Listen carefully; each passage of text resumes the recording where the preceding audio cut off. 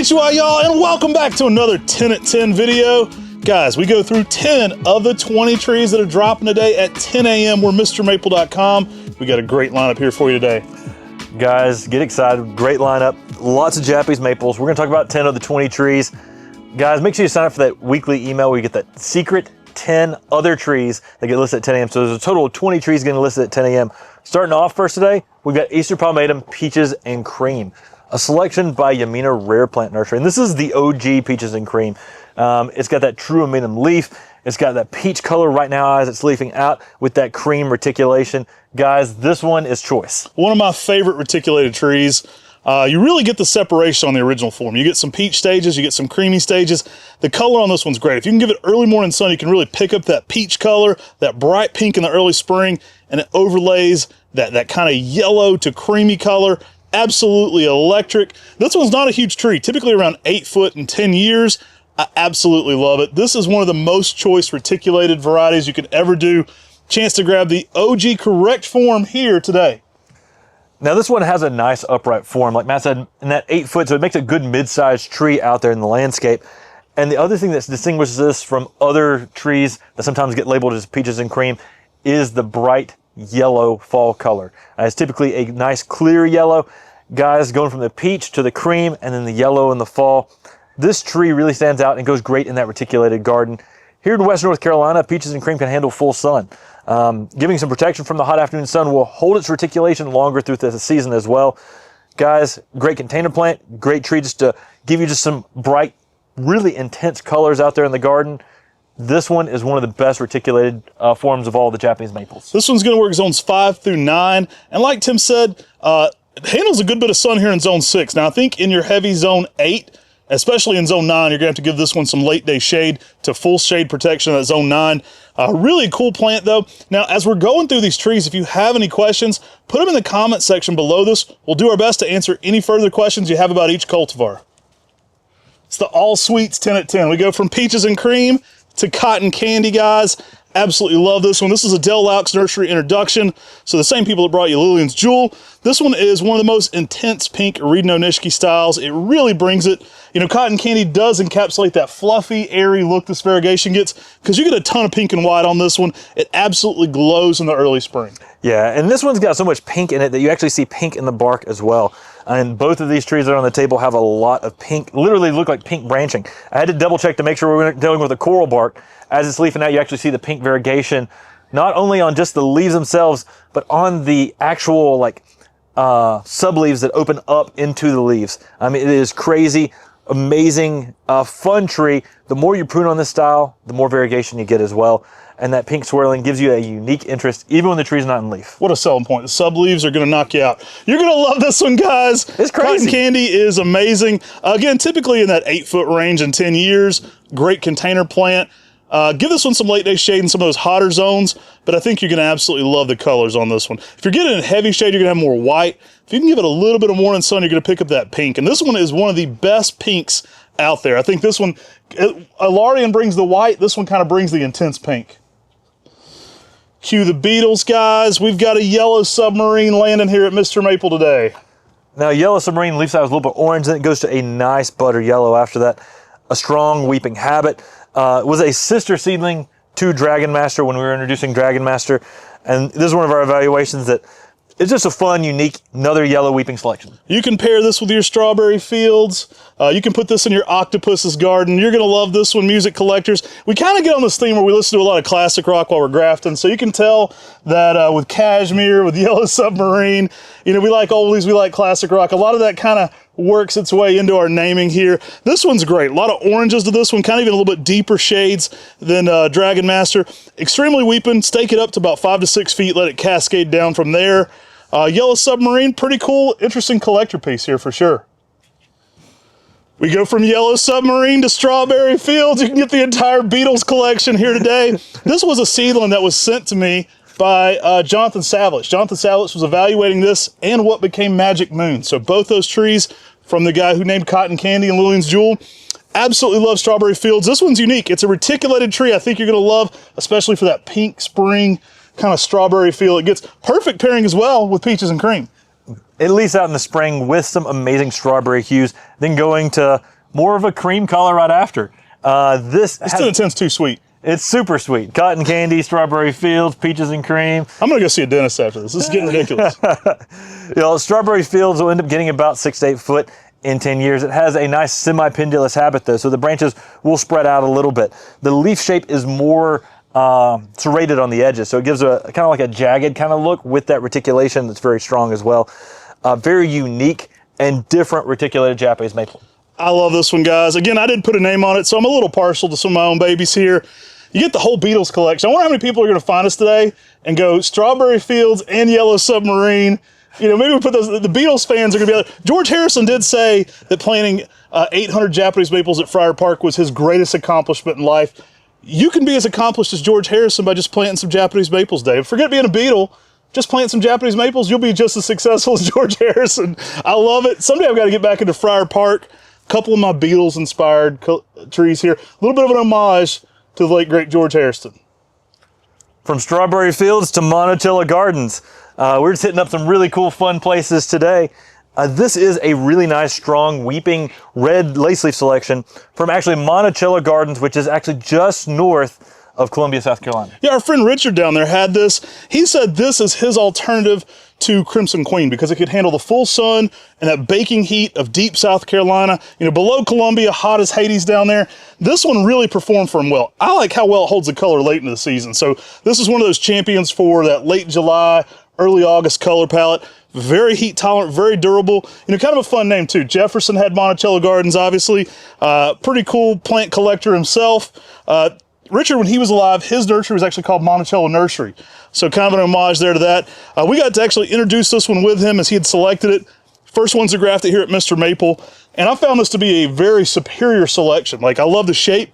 A lot of what you like about Crimson Queen, but more heat tolerant. Dwarf, small, 3 to 4 feet tall, 4 to 5 feet wide.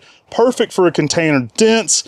And the colors just keep coming on this one. This has sort of been a sweet, but also homage to former gardener, like famous gardeners. Right. Thomas Jefferson, one of our founding fathers, who was also one of the founding people in gardening. I mean, there's a ginkgo on the University of Virginia's campus that Thomas Jefferson planted. It's kind of cool. He said his greatest accomplishment was planting 800 Japanese. That was the declaration. Amazing weeping red lace leaf, though. Great for containers and super heat tolerant as well. So this is a really usable tree that holds its color along throughout the season. Could he play While My Guitar Gently Weeps? I think George Harrison has him on that one. Man, fun lineup today. I'm really digging this one. Let's bring in another kind of rare one you don't see a lot. We've got Acer Seaboldianum Ingolstadt. This is one from Europe that doesn't get sold a lot in the U.S. markets. I think we're one of the first ones to offer this. I love it. It's listed as a Seaboldianum. It does have a more Matzo Murray style leaf, so the leaf is very unique to it. Great looking plant, and I believe come by the way of Dick Vandermaat. Yeah, selection by Dick Vandermaat. This is a nice, upright, unique Seaboldianum that has that Matzo Murray style leaf. You get some red colors on it. In the fall, you get some yellows and oranges and sometimes some reds. It's got a nice, upright form, typically reaching in that 8 to 10 foot in height in 10 years. Guys, pretty unusual rare plant to find in the United States. One we've been dropping here at Mr. Maple. Here's your chance to grab a pretty cool rare plant. This one's unique. You don't see a lot of Seaboldianums with that more Matzo Murray leaf, maybe a hybrid in that regards. I'll tell you where this one really looks Seaboldianum is when that fall color hits. This one has had some crazy oranges and reds on it. I've had some just peak level fall colors on this one. And for that reason, I believe it's probably in that Seaboldianum family as well. Absolutely love it. One of the rarer members of Seaboldianums in the United States, so pick you up in Ingolstadt today. Guys, next up we've got Acer Palmatum Butterfly. This is a classic variegated Japanese maple that has margin white variegation around the edge.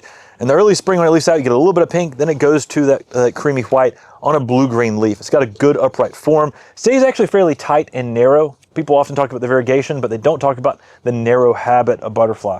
Typically 8 feet in height, 3-4 foot in width in 10 years. Really beautiful plant. We've had all these good musical references. This song is not associated with a terrible Butterfly song from the early 2000s.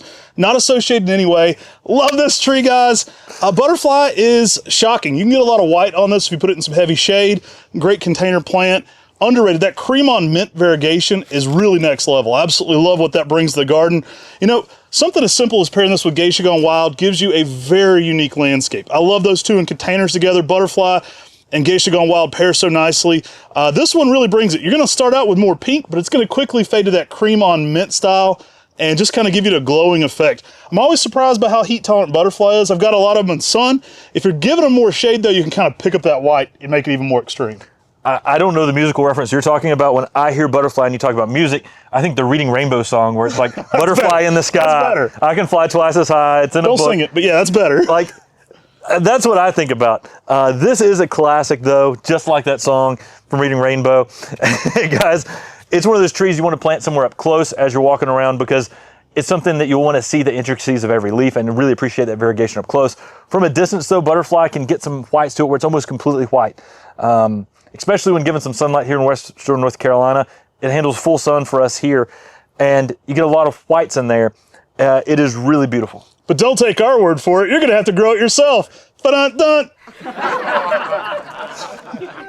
All right, man, these have been going fast. These things have been very popular. This is another part of Bob McCaffrey's Catholic series. Several different brooms we've been growing on Bob McCaffrey's really unique Catholic kind of broom series he has. We call them the Catholic series because a lot of these have saints in their names. I absolutely like this one. It is really colorful. Acer palmatum Saint Bernadette. I think it's the first time we've offered this one. I've been really impressed with the color palette on this one. You get a little more elongated leaves with some really nice bronzing. Right now it's leafing out. You get some chartreuses in there as well. A very unique tree at leaf out, a very unique tree with some bronzes and some orange colors with those lime green veins. It's got those short and center nodes on many of the leaves because it is a witch's broom. Bob calls them blessings, and you know we always say that they are a blessing. I love the dense. I like the dense compact habit, and this is a unique, rare witch's broom to add to your garden. You know, I like this one. It reminds me a little bit of Jerry Schwartz, but with much bigger foliage. Like the foliage on this, way more exaggerated. You get a little bit of Jerry Schwartz, you get a little bit of Bronze Age going on. Like some things I like about both those. Truly unique and different. Small tree, typically 4 to 5 feet tall, more of a globe shape to it. Very unique foliage. Something different, something different. So here's a new witch's broom we haven't offered before. Again, he calls them blessings. I like that more, but I got to tell you what it actually is, you'll forget. But I love these. They're really unique. And I think this one's going to be a very neat one for container gardening. I know a lot of people are collecting his entire series, the Catholic introductions. Really some great intros. At some point, we'll put out a whole list of every single one that we have from him. St. Bernadette's really been an eye catcher for me. Whew, this is a stacked 10 at 10. Absolutely stacked, man. Tell me what we got next, Tim. Guys, next up we've got Eddisbury. This is one of the most... This isn't even fair. I mean, who's bringing you maples like this? I mean, the diversity right now, this is nuts, man. I'm hyped. When I see a 10 at 10 like this, it gets me hyped. Spring is here. These are about to leaf out any day now, guys. Eddisbury is dope. Eddisbury gives you some really nice, just pink, red, intense colors on the bark itself. If you're looking for a coral bark that's got that wow factor, that's not your typical just coral color, this one brings that intensity with those sort of pink oranges that is just outstanding. It's one that's really popular in Europe. We're just making it become more popular here in the United States because we've grown it, we've seen what it does, and guys, you need this in your garden. This is a rare piece, rarely seen in North America, guys. Really one of the best coral barks in Europe. It's going to have some green in the spring with kind of some pinkish hues around that, going to a more yellow golden fall color. But really what this one's noted for is having some of the best pink red bark. This one is really extravagant, especially those winter months. I believe it's actually won the Royal Horticultural Award of Merit even for being such a good piece of the garden. I think it's going to only grow in popularity here in America. Yeah, I would agree. With the coral bark types, plan with a backdrop. Plan them with a conifer backdrop or a backdrop of a home that's got a dark color background. That will allow you to accentuate and really feature the bark really well during those winter months. Typically, too, that'll give you something to give good color contrast with that fall color as well. But when the leaves drop, you've got that red, you've got a backdrop to really showcase, put a focus on the color of this bark. That's really when these show up the best. Some great trees here on the 10 at 10. I think you're going to love this one, especially your coral bark collection. Colors are very choice. Going to work down to zone 6. Man, it's getting good up in here, man. I absolutely love this. We are bringing some heat today. I hope you guys appreciate this. Let's throw in a little Kentaro Sun. Guys, Kentaro Sun is a dwarf, small foliage selection, by Mr. Kentaro, where the name gets its name, and it was selected by him as being one of the best seedlings he's found for bonsai. These are all grafted, but you can actually take these trees, air layer them. They're real low grafts that are just gorgeous on these trees as well. This tree is very dense with that real small foliage. It's got a twisting leaf on the new growth, and this is just a really special tree. It back buds really well, puts out a lot of branching. You see a lot of spacing happening in here where you see a lot of buds just popping up in any of the empty spaces. That's very typical for this tree. That's one of the reasons why this makes such a great bonsai plant. Really beautiful and special. Been working for a while to get this one back in stock. And guys, if this one don't sell out right away, then we're not ever bringing it back. I'm gonna be mad. Like, this one is so choice, guys. Kentaro Sun, one of the top bonsai masters in Europe, from France there, trained a lot in Japan. This is a special selection that he developed that was perfect for bonsai because of that smaller foliage. I know when I've shown this to people who are really into bonsai in the United States, they have absolutely freaked out about its qualities. Small leaves, kind of a hook and curl to it, a little bit of a purple border when it first leaves out, small upright. I mean, typically if you plant this in the ground, it's only gonna be about 6 feet tall. I absolutely love this one. I think it's one of the more interesting trees we're doing. Again, Tim mentioned these are grafted, but you could air layer off this. These root really easily as well, so you can always take rooted cuttings from this for your bonsai collection. Get a grafted one, get it in the ground, make endless amounts of product from that. You can always, make more bonsai material from that to enjoy. I love this plant. I absolutely think it's one of the more interesting small leaf maple varieties I've ever seen. Now guys, we've got an open house coming up here April 11th. It's approaching that time relatively quickly. If you don't have your rooms yet, don't have your plans to come, go ahead and make plans now. We'd love to have you. We've got greenhouses filled with Japanese maples. It's going to be an amazing spring color. Some of these trees are just starting to leaf out. By that time, trees should be right in their pristine, peak spring color. It'd be a great time to walk through the garden so you can see all the different varieties we have here at Mr. Maple. We've got them in 1s, 2s, 3s, 5s, 6s, 7s, 10s. Guys, we got This is going to turn into a Bubba Gump right here if you're doing that one. We've got a ton of varieties, and it's going to be a fun time here at Mr. Maple. It's going to be April 11th from 8 a.m. to 4 p.m. We'll have a food truck. Guys, you'll want to be here that day. It's a fun time with a lot of people who enjoy the same hobby as you do. Yeah, come see us. Again, 8 to 4 that day. Absolutely going to be a great time. I can't wait to see everybody. It's been a long winter. Spring is here. I'm ready to see some smiling faces. It's going to be a lot of fun. It is crazy. This one is busy. Let our office know early if you're doing a pickup. Don't tell them the week of. Let them know early if you're already planning to be there and doing a pickup. The earlier you can let them know, the quicker we'll have your plants pulled that day. We're really excited about it, though. It's a ton of fun, and I think you'll see some really cool stuff here you haven't seen before. Y'all, we look forward to seeing you there. Get ready. All these trees listed today at 10 a.m. Eastern Standard Time. Take care. God bless. And have a great day.